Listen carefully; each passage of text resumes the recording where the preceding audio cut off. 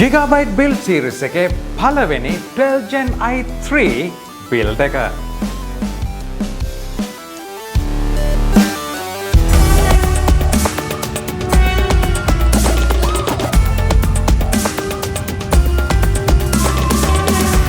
වක්සාදරෙන් පිළිගන්න තවත් interesting budget gaming build එකකට. ඉතින් Gigabyte build series එකෙන් ඔන්න අපි පළවෙනියටම අරන් එනවා PC Guide LK channel එක හරහා 12 Gen එකේ i3 processor එක 12100F onboard graphic නැති processor එක පාවිච්චි කරලා ඒ වගේම Gigabyte RTX 3050 කාඩ් එකත් පාවිච්චි කරලා ගේමින් බිල්ඩ් එකක්. ඉතින් මෙතනදී පළවෙනියටම කියන්න අවශ්‍යයි Gigabyte සමාගමත් එක්ක මේ බිල්ඩ් එක ඔයාලට අරගෙන එන්න performance ගැන කතා කරන්න Gigabyte brand එකේ තියෙන options ගැන කතා කරන්න අපිත් එක්ක ලංකාවෙන් අත්වල බැඳගන්නේ Whatsapp Technologies computer shop එක Unity Plaza එකේ ඒ වගේම තමයි Redline Technologies computer shop එක.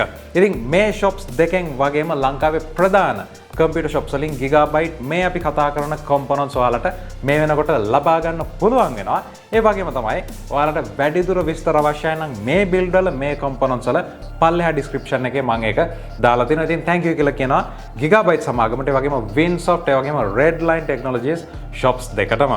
එහෙමනම් අපි කතා කරමු අද අපි හදන්න යන build එක මොකක්ද කියලා.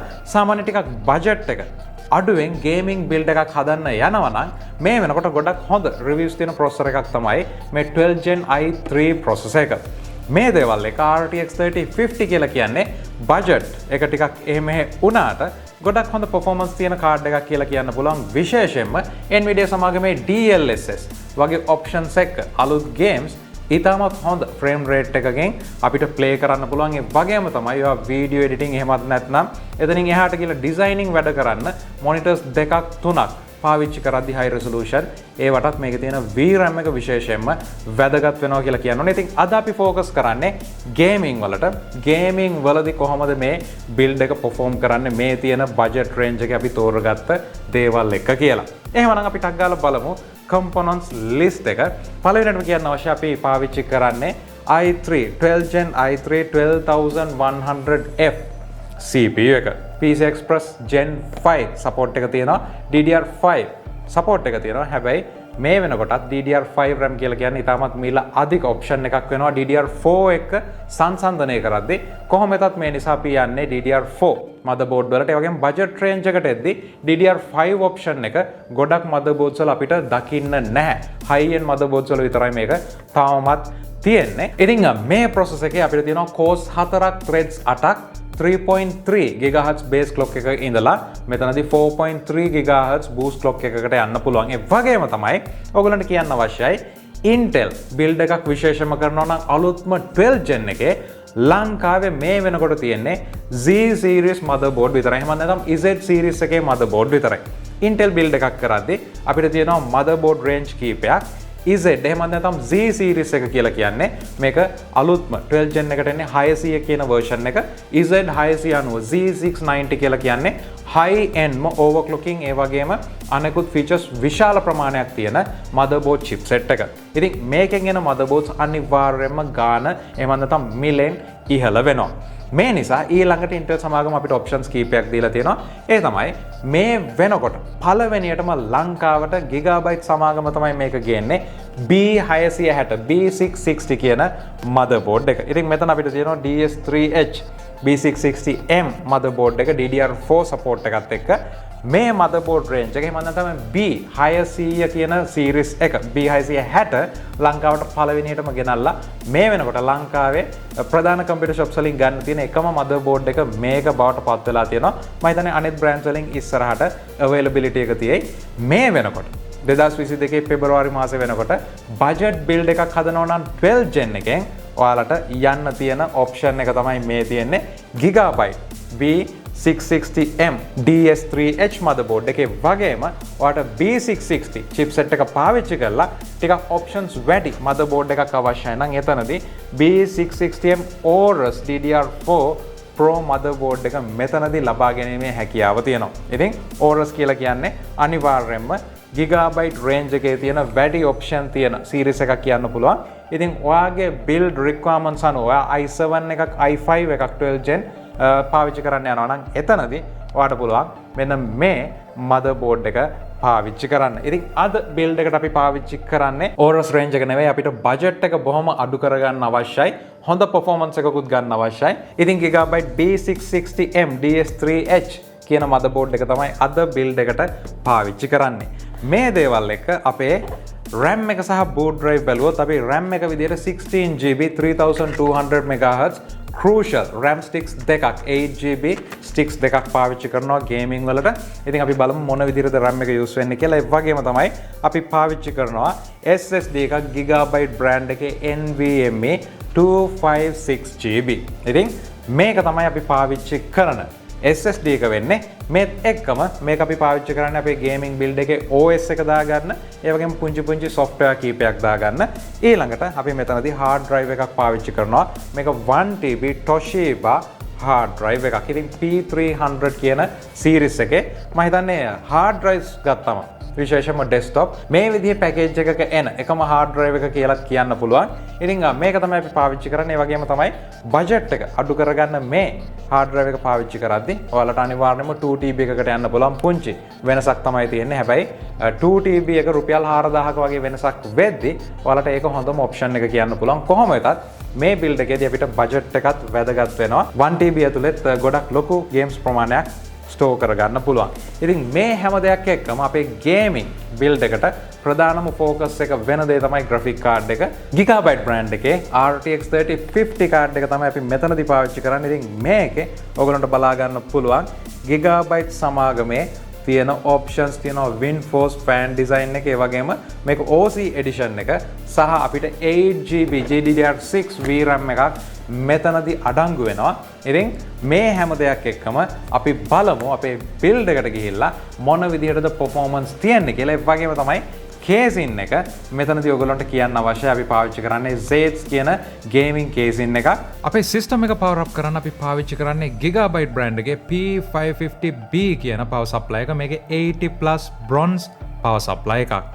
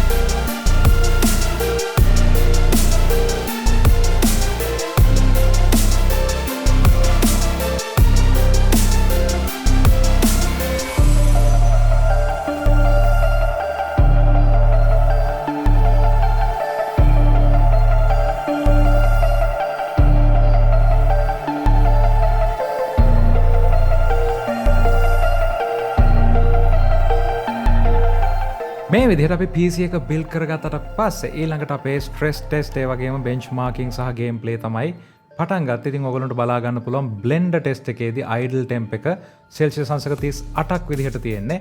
මේක full stress එකේදී අපිට සෙල්සියස් අංශක 73ක් දක්වා යනවා. ඒ වගේම තමයි 4.1 GHz ස්පීඩ් එකක් අපිට default stock cooler එකත් එක්ක මෙතනදී බලා ගන්න පුළුවන්. හොඳ ටෙම්ප් එකක් කියලා කියන්න පුළුවන් full stress එකේදී. ඒ වගේම Cinebench R23 එකේදීත් අපිට මේ සෙල්සියස් අංශක 73 සීමාවම බලා ගන්න පුළුවන් වෙනවා. ඉතින් default cool එක මේ i3 CPU එකේදී full load එකේදී 73ක් වගේ range එකක ටෙම්ප් එක තියාගන්න පුළුවන් වෙනවා. ඒ වගේම ඔයගොල්ලන්ට බලා ගන්න පුළුවන් Cinebench scores සහ අපිට single core test එකේදී 4.3 කියන advertised turbo clock එක ගාවටම 4.291 තව මෙගාහර්ට්ස් 9ක් වගේ තමයි මෙතනදී අඩු වෙන්නේ. ඒ රේන්ජ් එකටම එන්න පුළුවන් වෙනවා. ඉතාමත් හොඳ ස්පීඩ් එකක් කියලා කියන්න පුළුවන්. කිසිම සෙටිං එකක් නැතුව අපේ Gigabyte motherboard එකත් එක්ක මේ ස්පීඩ් එක අපිට බලා ගන්න පුළුවන් වෙනවා. ඒ වගේම තමයි ඊළඟට අපි Call of Duty Warzone game එක play කරේ. මෙතනදී ඔයගොල්ලන්ට බලා ගන්න පුළුවන් RTX 3050 card එකේ අපිට default system එකෙන් අරගෙන තියෙන settings තමයි මේ. ඉතින් මේ settings පාවිච්චි කරලා game play එක FPS මේ දේවල් කොහොමද කියලා අපි බලමු. මෙතනදී ඔයගොල්ලන්ට බලා ගන්න පුළුවන් card එක සෙල්සියස් අංශක 63ක් වගේ temp එකකට තමයි යන්නේ. CPU එක සෙල්සියස් අංශක 60ක් වගේ range එකකට යනවා. ඒ වගේම GPU usage එක 98ක් 99ක් වෙද්දී CPU එක 149ක් 50ක් range එකේ තියෙන්නේ. 4.1 GHz විදිහට තමයි අපිට මෙතනදී ස්පීඩ් එක තියෙන්නේ.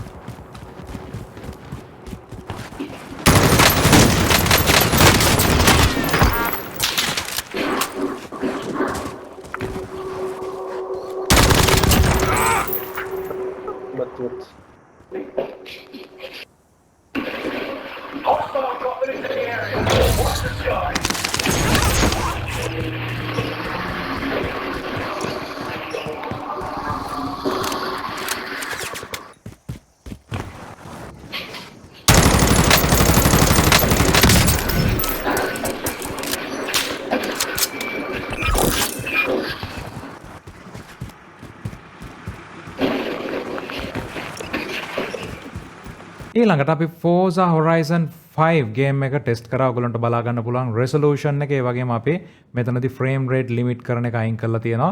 ultra preset එකෙන් තමයි game එක ටෙස්ට් කරලා බැලුවේ. බලන්න gameplay එකේදී frame rates කොහොමද කියලා. ඉතාමත් හොඳ frame rate එකක් කියලා කියන්න පුළුවන් අපිට. මේ වගේ game එකකදී සාමාන්‍යයෙන් racing game එකකදී frame rate එක 30ක් තිබ්බත් ඉතාමත් හොඳ gameplay experience එකක් ගන්න පුළුවන්. මෙතනදී අපිට 60 කියන range එකෙන් උඩට මේ ගේම් ප්ලේ එක එක්ස්පීරියන්ස් කරන්න පුළුවන්.